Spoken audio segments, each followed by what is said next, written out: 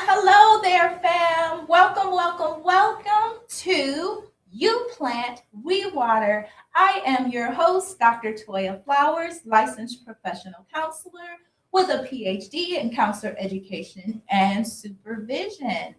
And as you are well aware, if you've tuned in before, I specialize in working with couples, in particular high conflict couples. So, here on this corner of the world, we are focused on combining our faith, mental health, so that we can have the happy, healthy, thriving relationships, not only that we deserve, but that God wants for you. So, welcome once again. I've got a great topic for you today entitled What Does It Look Like When We're Not Speaking the Same Language? And we are going to be taking a clip from a viral reality TV show couple moment from the television show Married to Medicine. And we're going to be analyzing that. And I'm going to be sharing, my petty professional and prophetic lens on exactly what appears to have transpired from what was shown on the television show. But before we do that, I'm going to be remiss if I do not plug our upcoming free annual Her Women's Conference. Her standing for healing, exhortation, and restoration. The Her Women's Conference will be occurring on Saturday, May 2nd from 9 a.m. to 2:30 p.m. at Shepherd's Community Church. We have 6 absolutely dynamic women lined up as your speakers. It's possible. I've got a flyer that we can queue up that's going to have the QR code so you can register for said conference. Again, it is completely free. Each of these women is pouring out from their heart. Even myself, God just put it on our spirits to give our first fruits to Him and His people. And so that's what we're doing. As you can see, we're going to be covering topics like what happens when the strong woman is exhausted, healing from church hurt, faith after disappointment. And our 2026 theme in particular is Take Me to the King, turning pain into purpose. So we're going to just be pouring into each other. Iron sharpens iron, and I do mean pouring into each other. Though this is something that I am spearheading and I will be speaking at, I am absolutely excited to be poured into and encouraged as well. So be sure to register for the Her Conference. It is certainly filling up. We have some special giveaways and prizes for everyone, but we're going to be doing something extra special for, I believe it's going to be our first 25 people to sign up. We're going to have some preferential seating and some extra goodies for you. So hurry and get registered for that, because as you might imagine, those preferential first 25 are nearly gone, but there's still just a little bit of room and a little bit of time. So can't wait to see you at the Her Conference. All right, beautiful, beautiful people. So like I said, we're going to be talking about what happens when we're speaking different languages, right? And we're going to get to see it in real time. And ultimately what this is we're going to revisit the 5 love languages, then take a look at this viral couple moment, and then share some insights. I'm going to break it down for you, analyze it for you as your local friendly neighborhood doctor. Okay, so let's start by reminding ourselves, what are we talking about when we talk about the 5 love languages? So the 5 love languages is something that was invented by Dr. Gary Chapman from Moody Bible Institute, and it is a way of understanding communication between couples. And ultimately what he has found and described is that there are 5 primary love languages. 1 being quality time. If this is your love language, then you value not the quantity of time, but the quality of time that someone spends with you or that you spend with others. If this is your love language, you are likely to have your cell phone off when you're with family and friends, right? You're probably put it down during dinner. You are probably the type of person who's going to show up to every football, basketball, and volleyball game of people who are near and dear to you, because quality time is your love language. One way we can tell what our love language is, as I go over these five very quickly, is it's not only going to be what you want to receive, right? What means a lot to you. So if quality time is your love language, somebody showing up to, your first play is really going to mean a lot to you.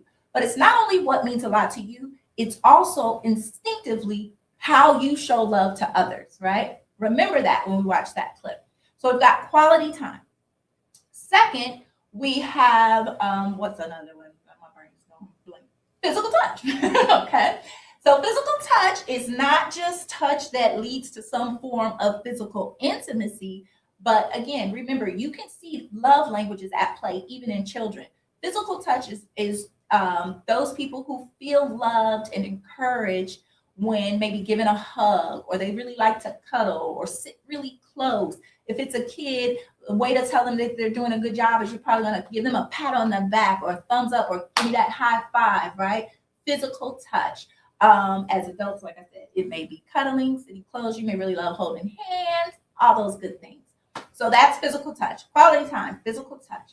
We have acts of service. If this is your love language, you do for others, or you like when they do for you. You might show or express love by cleaning the house for your loved one, or taking their car to get an oil change, right? You do something, you give some type of service to show love. And so that's also how you feel appreciated. So for Mother's or Father's Day, you might really like having someone provide breakfast in bed for you, right? Because that's acts of service.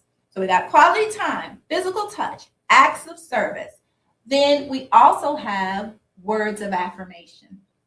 I love this one because it's my own. But if your love language is words of affirmation, you really just want to be told, right? You want to hear it from someone like, hey, you did a really good job on XYZ project. You want to hear your loved one say, I love you. I appreciate you. I see how hard you're working. It doesn't always have to be spoken. It could be cards. Like, I actually read every card. Sometimes I spend hours in Walgreens trying to find a card for someone, and it's probably not their love language. They're probably not going to read it. I know my mama not. I know she just looking for the money inside, but I spend hours in there, mama, looking at them cards. But those type of things really matter if they're your words of affirmation. Another thing, you might really love lyrics to songs. It's because it's the words that mean a lot. And so you're not someone who's going to miss the opportunity to tell someone you love them, or you did a good job, or great job scoring that goal, right? So we've had, I forgot what I went over. I went over quality time, physical touch, acts of service, words of affirmation, and the fifth and final love language is gifts. And again, I want you to remember, think about how you actually show love, not just what you want, because we all love gifts, right? But you'll know this is your primary love language if you find yourself often giving gifts to other people. My oldest son, ever since he was allowed to shop, so I'm talking about like 5 years old, this has been his love language, gifts. And how did we know? We give them like $10 to buy presents for family members for holidays and take them to the Dollar Tree. And just like I spent hours reading cards, that boy knew just what he was going to get each family member. He put so much thought into it because gifts is how he shows love. So if this is your love language, it's not just the big gifts. You're the type of person who might really appreciate finding a special treat if your loved one packed your lunch for you, right? And they put something that I can't think of it. Maybe you really love Twinkies, and they put a little Twinkie in there with a bow. You're going to find really meaningful, like how sweet, right? So those are our 5 love languages. Now remember, I want you to keep these in mind. We've got acts of service, quality time, physical touch, words of affirmation, and gifts. Now, we've talked about these before. And y'all, while I was watching, I don't know if y'all know this, but I do enjoy reality TV. People don't like to watch it with me because as a therapist, I'm always analyzing things. But I love a good reality TV show. And while watching a popular show, Married to Medicine, there's a beautiful couple, and I hate that they are going through the struggle that they're going through. but maybe we can use that moment that was captured on TV to help other couples who might be going through similar struggles, or better yet, help you where you don't ever have to go through this type of struggle. But the couple is Quad Webb, and the gentleman she was dating's name is King. I don't remember his last name. But anyway, they have been dating for at least a year or so. And, there's been a lot of pressure on their relationship as of late because they have been going through infertility treatments. And what we see as counselors is anytime there's pressure from any type of life situation, that's typically when issues start to form within any type of couple relationship, whether it's mother-son, father-daughter, husband and wife, right?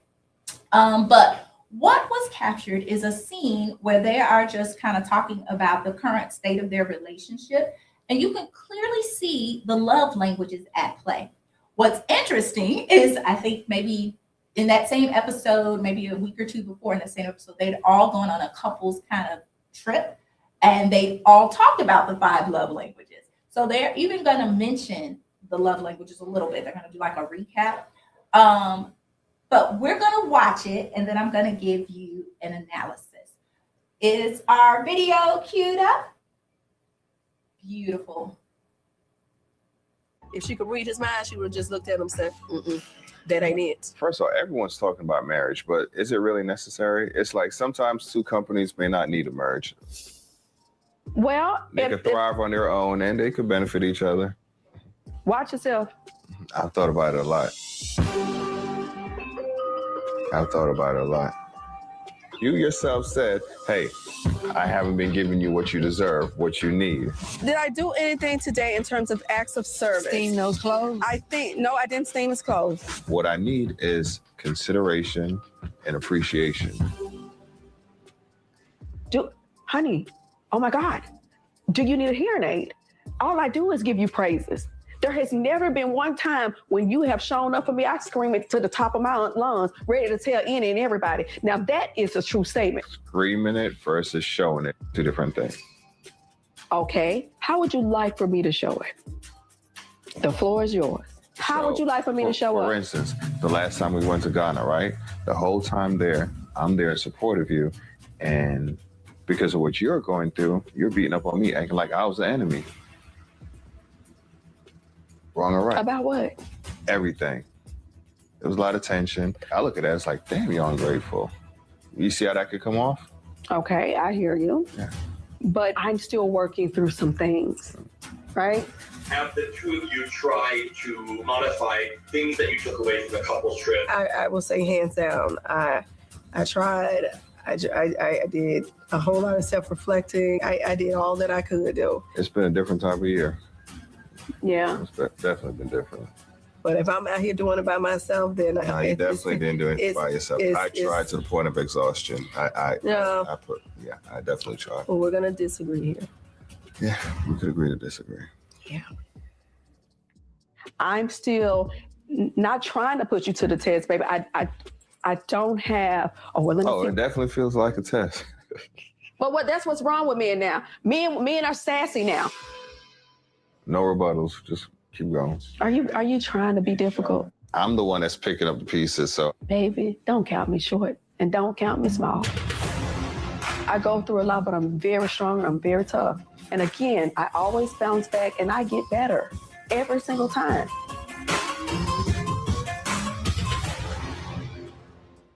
The biggest issue came down to emotional distance. King appeared cold and disconnected, almost like he had already mentally checked out of the. So, as we can see, there was a lot going on there, right? What I want to do is start by taking a guess. What do you think their love languages were? Okay, we heard King saying, and she kind of told you his is acts of service. When they did that recap, she made it clear it was acts of service because she thought, did I do any acts of service? But what he said was, I just need to have some consideration and appreciation. I want to feel considered and appreciated. Now, here's what I want you to keep in mind. The way we feel considered and appreciated is going to depend on our love language. So if you notice, as soon as he said that, like, I just need consideration and appreciation, she said, oh my goodness, you have got to be kidding me. I am constantly screaming your name to the rooftops, talking about all the wonderful things you do. Keyword, what do we hear? Screaming, talking. Her love language is likely words of affirmation. So from her perspective, she is doing absolutely everything she can to show him love by giving him praises and constantly acknowledging the beautiful things that she sees him doing for her. What is his rebuttal? You could talk about it, but you don't show it. Why does he still feel not considered and appreciated?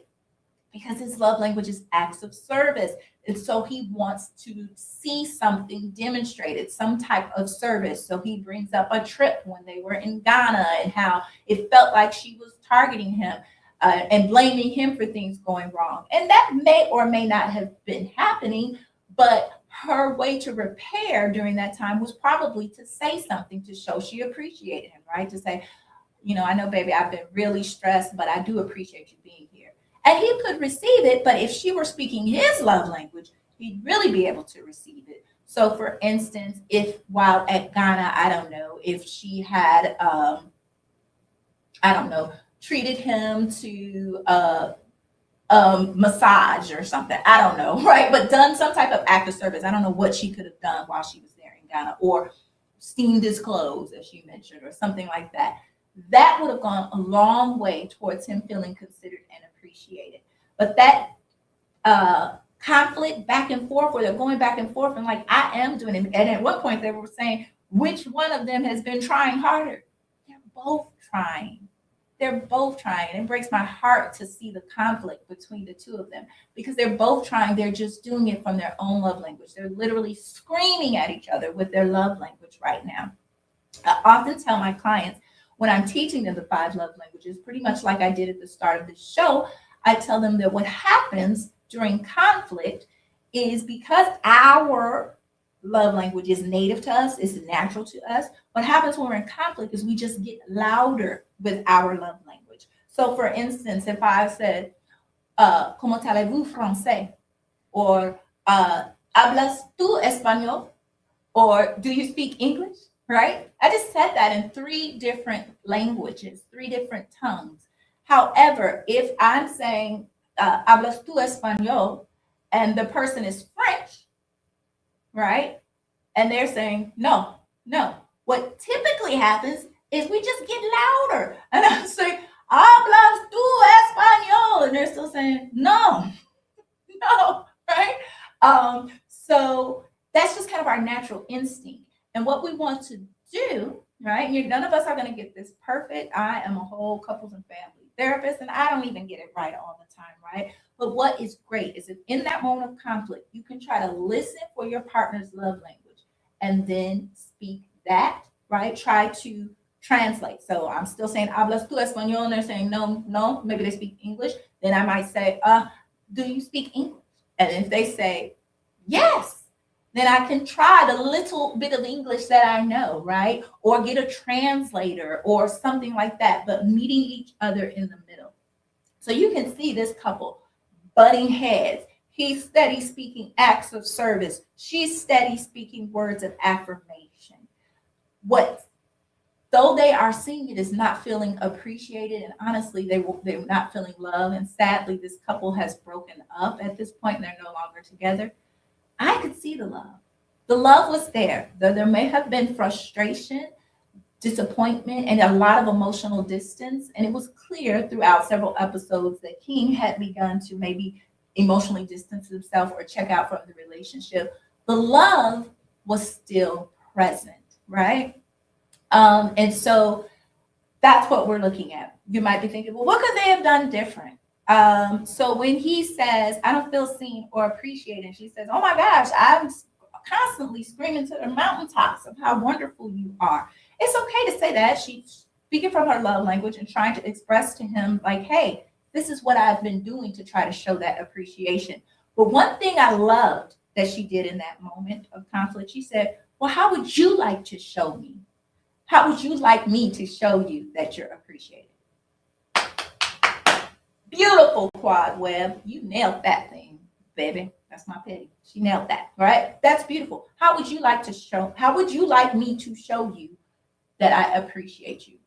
That was beautiful, right? And then he began to talk about something, an example from the past. And if they hadn't got derailed by heated conflict, when he brought up that example from the past, a good follow-up question might have been, okay, so when we were in Ghana, what could I have done differently that would have made you feel appreciated?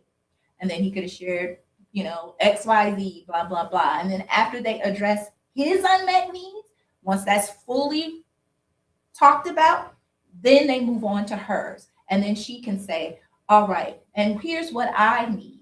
I need to when I'm making an effort, I need to hear you say, I see you, babe. I see you trying. I appreciate you, right? So last piece I want to leave you with, because I've been petty by sharing my love of reality shows. We've been professional. And so now we're going to examine the prophetic, right? Because during my studies, God just kind of spoke to me more specifically about the love languages. And so I am going to be reading to you all from 1 Corinthians 14 to be precise. Now, when Paul was talking to the Corinth church, right, about the gifts, and he was saying, talking about the gifts of tongues and the gift of prophecy and all of those things, he used a real world analogy or metaphor to try to help them to understand the spiritual concept that he was talking about. And so I am going to read that real world analogy now. So I'm reading 1 Corinthians 14, starting at verse 10. Okay. Undoubtedly, there are all sorts of languages in the world, yet none of them is without meaning. If then I do not grasp the meaning of what someone is saying, I am a foreigner to the speaker, and he is a foreigner to me, right? So we could see that they were speaking different. If we just apply this real world analogy specifically to the 5 love languages, we could see how they became foreigners to one another, even though they are in an intimate, loving couple relationship, and they probably feel that they have known each other better than any other person on the planet. But in that moment, with speaking different languages, you become a foreigner to one another. Relatedly, I want to read 1 Corinthians 14, verse 19, where Paul goes on to say,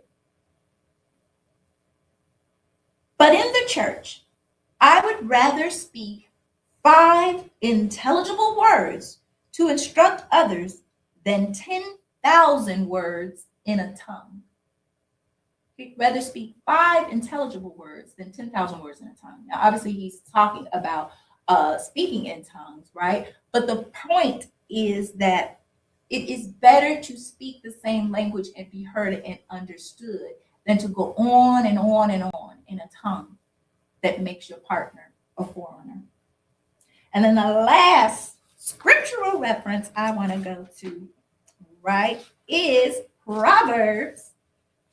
And I'm going to go to Proverbs 18 and 21.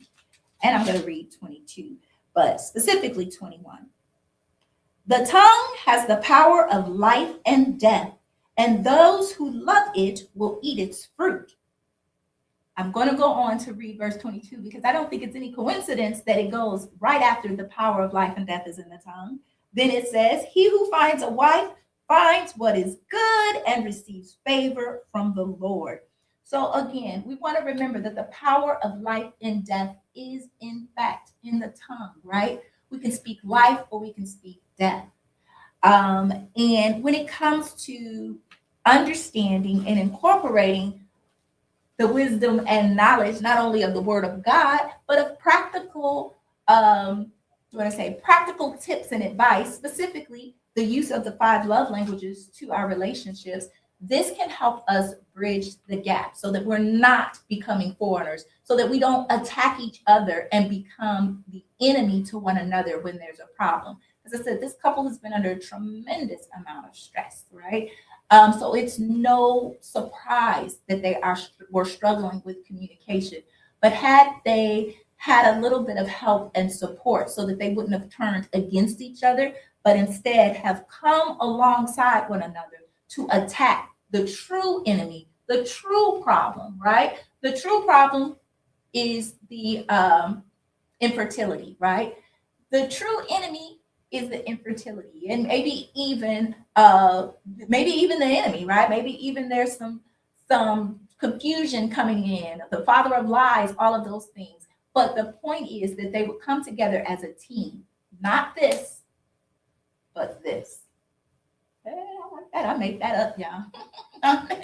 But this. Now I don't know nothing about boxing, but that is a little bit. So I hope that this analysis was helpful. It's rare that we kind of get an opportunity to see some of these things playing out in real time and real life.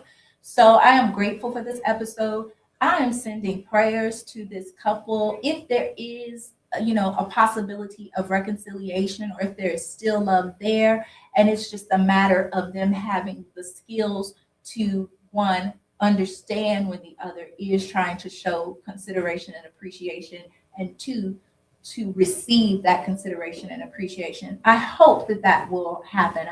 I hope that if they are meant to be together, that they come back together, right? The word of God says that whom God has joined together, let no man put asunder. So if it is meant to be, I truly hope it will be. And remember, love never fails.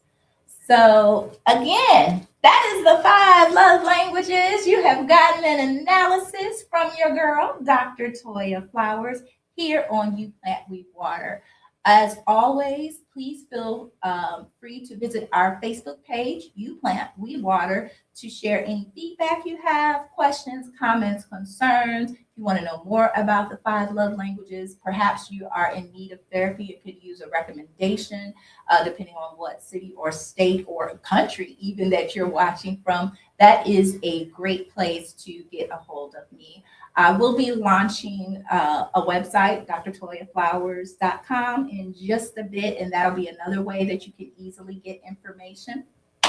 Keep in mind, we have our first annual HER Women's Conference, Healing, Exhortation, and Restoration, taking place on Saturday, May 2nd, 2026, from 9 a.m. to 2:30 p.m. Our host is Shepherd's Community Church at 10 West 150th Street in Harvey, Illinois. Don't meet us there, beat us there. This thing, y'all, is going to be a true experience, and I hope that you'll be able to take part in it as well. Having said all that, as always, you plant, we water, God gives the increase.